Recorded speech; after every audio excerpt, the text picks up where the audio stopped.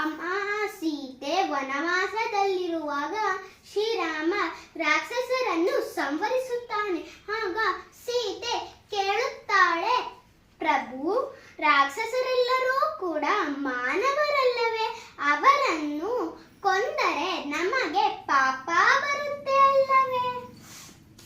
ಆಗ ಶ್ರೀರಾಮ ಹೇಳುತ್ತಾನೆ, ಸೀತೆ, ಸಜ್ಜನರು ಮತ್ತು ಋಷಿಗಳು ಲೋಕ ಕಲ್ಯಾಣ ಮಾಡುತ್ತಾರೆ.